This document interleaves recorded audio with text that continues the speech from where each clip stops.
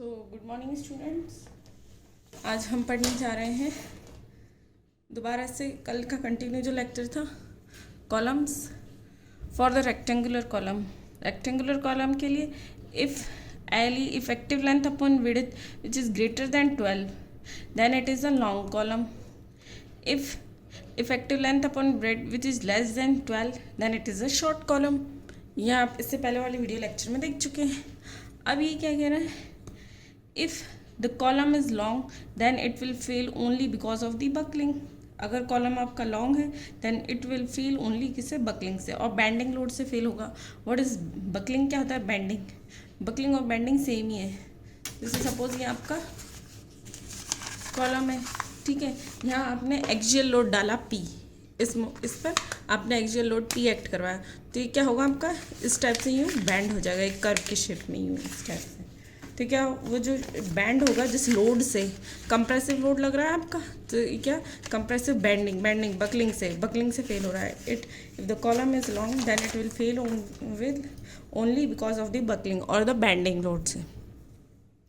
अब क्राइटेरिया है for the short column, long column. If the column is the short length, अगर column की length कम है then it will fail only because of the direct compression से। अगर column की लेंथ कम है, जैसे आपका कॉलम है, इसकी लेंथ कम है, तो ये फेल हुआ कंप्रेशन से। फॉर द लॉन्ग कॉलम के लिए एक साइंटिस्ट थे जिनका नाम था ईलर्स, उन्होंने थ्योरी दी है, उसको यूज़ करते हैं। और फॉर शॉर्ट कॉलम के लिए एक साइंटिस्ट ने थ्योरी दी है, Rankine theory which is use for short column. और लॉन्ग कॉलम के लिए थ्योरी यूज़ करेंगे हम ईलर्स थ्योरी की। अब ईलर्स थ्योरी और एलर्स थ्योरी और रैंकाइन थ्योरी क्या कहती है, उससे पहले कुछ टर्म्स हम देख लेते हैं।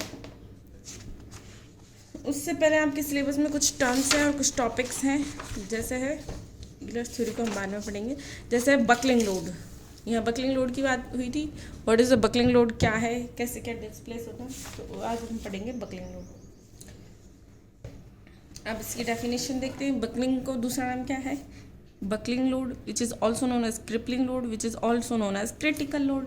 वैन एक्सियल कंप्रेसिव, अगर कोई axial compressive load is applied, जैसे ये आपका कॉलम है और इस पर हमने एल लेंथ का इस पर एक्सियल लोड पी हमने अप्लाई किया है। When axial compressive load is applied undergoes the lateral displacement, और वो क्या होगा, कुछ लेटरल डिस्प्लेसमेंट होगा उसमें, अंडर गोज लेटरल डिस्प्लेसमेंट जाएगा।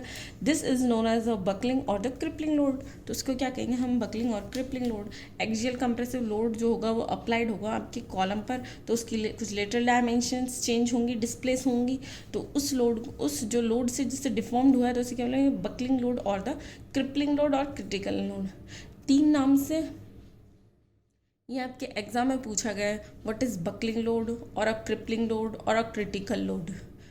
तो फिर उसकी दूसरी डेफिनेशन क्या है, the minimum value of the axial compressive load at, the minimum value किसकी, the minimum value of the axial compressive load at when the buckling take place is known as buckling और the crippling load. अगर minimum value आपके axial compressive load की at when the buckling take place is known as a buckling load or a critical load. जो minimum value आपकी compressive load की अगर वो होती है तो उसे क्या कहते हैं, बकलिंग लोड और द क्रिपलिंग और क्रिटिकल लोड। जैसे यहाँ आपका कॉलम दोनों हैंड से क्या है, यहाँ से फिक्स्ड है, यहाँ से पिंड है, यहाँ पे लोड हुआ तो इस टाइप से बैंड हो गया, तो ये bending load is also called as a bending load.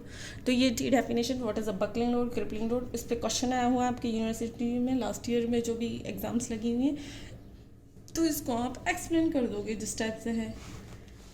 फिर सेकंड है आपका slenderness ratio. What is slenderness ratio, क्या होता है, इसे क्यों यूज़ करते हैं, क्या है ये, इसके बारे में पढ़ते हैं।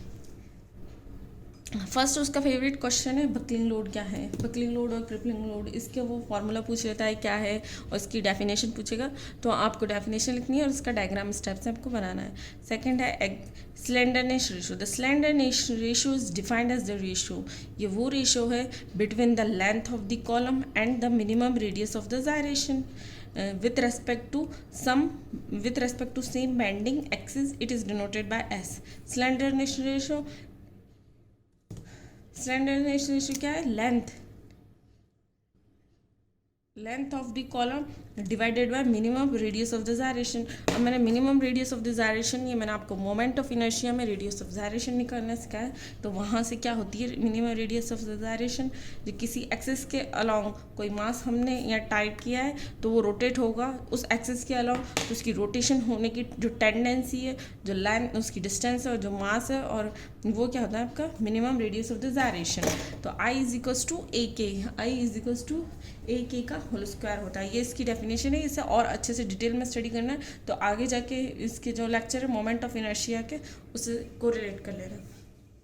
तो ये आपके slenderness ratio, slenderness ratio is the length of the column, column की ये लेंथ कितनी है divided by the minimum radius of the gyration. मैंने रेडियस ऑफ जायरेशन आपको बता दिया। इसे डिनोट करेंगे हम एस से।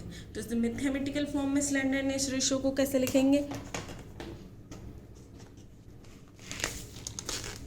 मैथमेटिकल फॉर्म में इसको लिखेंगे S equals to L by K. Mathematical form में इसे लिखेंगे S equals to L by K. This is the slenderness ratio.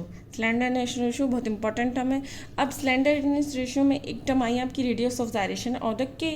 The radius of the gyration, the radius of the gyration is defined as that distance. ये वो distance है from a given axis, जो आपकी axis जो given है, up to the radius of the gyration is the defined as distance from the given axis, जो आपकी axis है, to up the point where the entire area is assume to be concentrated. जैसे आपकी axis of rotation है, ठीक है, मैं आपको पहले भी समझाया था। ये क्या कह रहा है, ये आपका कॉलम है, ठीक है, ये आपका कॉलम है, इसकी एक्सिस है, सेंटर एक्सिस, ठीक है ना। Radius of the gyration is defined as the distance from the given axis, उस एक्सिस से up to a point where the entire area is assume to be concentrate. Radius of the gyration क्या है, वो defined, जहाँ हम मान लेते हैं इस पूरे जो कॉलम का एरिया है कंसंट्रेट कर रहा है at a point where is assume to be concentrate, इस एक्सिस पे कंसंट्रेट कर रहा है। तो यहाँ से इसकी डिस्टेंस क्या है, के है, और इसका एरिया क्या है, कॉलम का ए है। तो फिर इस ए है और ये के है, तो इसको क्या लिखेंगे, k square is equals to A into I. I क्या है, मोमेंट ऑफ इनर्शिया है आपका। तो आई विच, तो के इज इक्वल्स टू, नहीं, A into k square, area into distance का square which is equals to होता है मोमेंट ऑफ इनर्शिया। तो k is equals to which is equals to I by A. ये क्या हो गया, रेडियस ऑफ जायरेशन।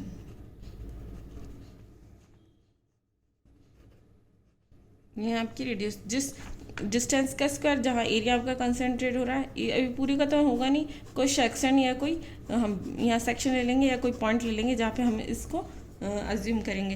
तो के स्क्वायर इक्वल्स टू ए आई क्या है, इसका मोमेंट ऑफ इनर्शिया, ए क्या है एरिया, और के क्या है रेडियस ऑफ द जायरेशन। तो उसके अकॉर्डिंग जो radius of the gyration is defined as the distance from a given axis to a point जहाँ से हमने पूरे जो इस कॉलम का जो एंटायर एरिया है उसे अज्यूम किया टू बी कंसंट्रेट, यहाँ कंसंट्रेट हो रहा है। तो उस एरिया से, उस पॉइंट से, उस जो सेंटर ऑफ द एक्सिस आपकी कॉलम तक की जो डिस्टेंस है, उसका square into area which is equals to I यानी मोमेंट ऑफ इनर्शिया। तो ये आई मिनिमम निकलेगा, मिनिमम मोमेंट ऑफ इनर्शिया आपका किस किस पॉइंट पर निकलना है, कितनी डिस्टेंस पर।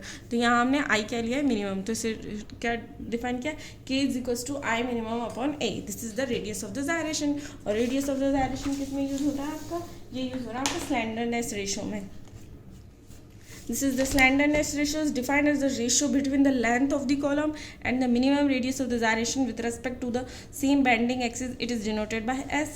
The slenderness ratio is equals to length of the column divided by the minimum radius of the gyration.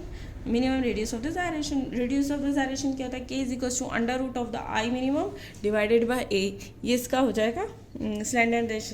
तो आज हमने 3 टॉपिक पढ़े, एक है बकलिंग लोड और द क्रिपलिंग लोड, दूसरा है आपका स्लेंडरनेस रेशियो, और तीसरा है आपका रेडियस ऑफ जायरेशन। तीनों की डेफिनेशन बहुत इंपॉर्टेंट है विथ मैथमेटिकल फार्मूला। ये आपके लास्ट ईयर के जो क्वेश्चन पेपर है एनके में, उनमें दिए हुए हैं, ये इंपॉर्टेंट क्वेश्चन है। तीनों को आप लोगों को लर्न करना है विथ फार्मूले के साथ में यूज़ करना है। फिर एक टर्म थी अब इस टर्म को हम नेक्स्ट लेक्चर में देखेंगे। आज के लिए तीन टॉपिक हैं, यही काफ़ी है आज के लिए।